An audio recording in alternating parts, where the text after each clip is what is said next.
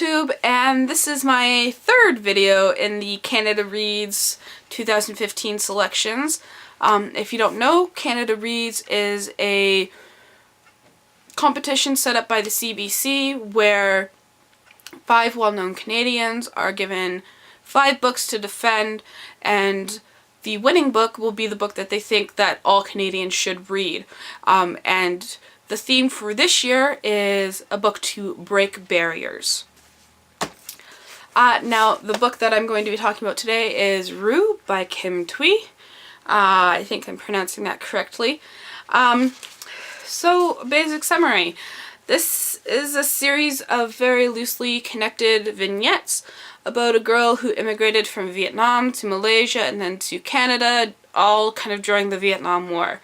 And most of the story actually concentrates on her family when she was a young girl in Vietnam.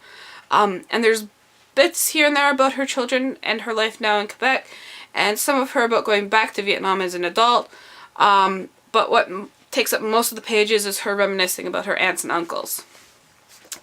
My thoughts on the book, the vignettes are, as I said, very loosely connected. They're either connected, say, by color or smell or a general theme. But what I think felt like happened is that we're reading someone's diary. It feels very kind of, not personal in that way, but kind of like they're writing down memories that they're having without embellishments. And I think what happened is that it's like someone's book of memories kind of fell, and then they just kind of gathered up the pages and just presented it like that instead of trying to put it into any sort of order or to make any kind of sense.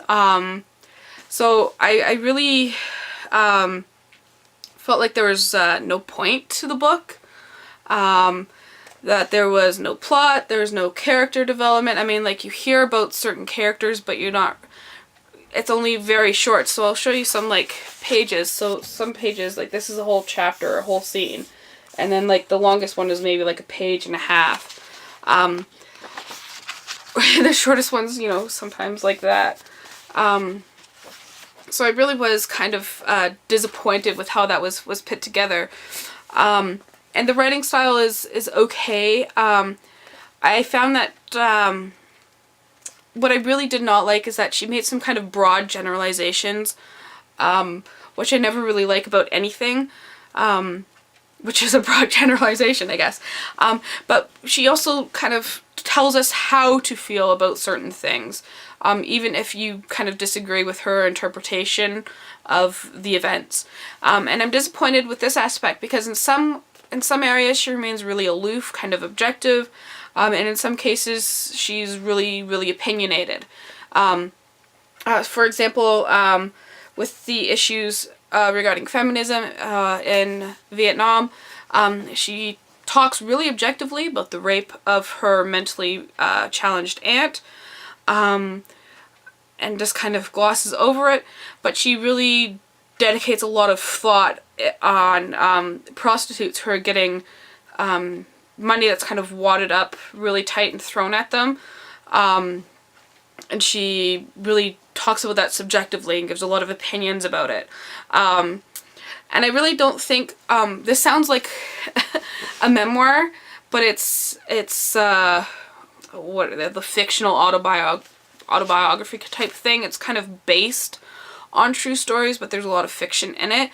And I think if you're going to call your book fiction, that the author really has no place to tell the reader how to feel about certain events, and how to interpret your writing. I just think that has no place in fiction.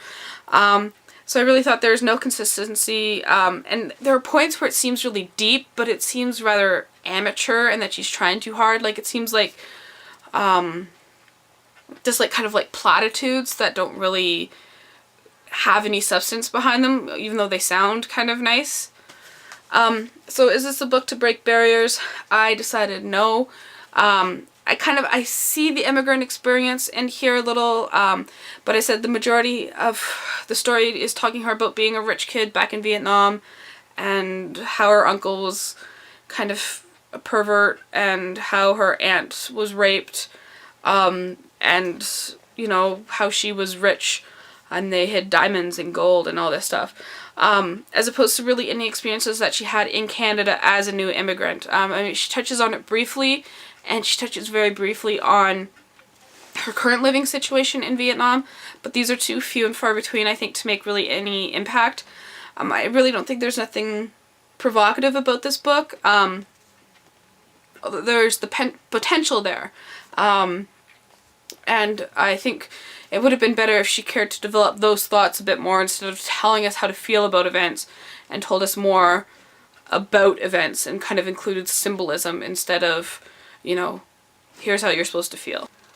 There's nothing provocative I found about this book, although there is the potential there for breaking those barriers and adding that provocativeness.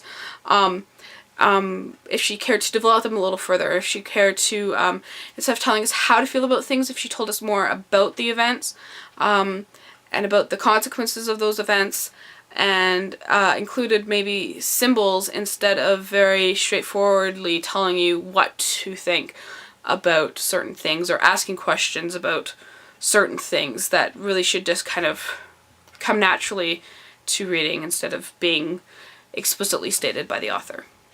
So I think this book should not win Canada Reads this year.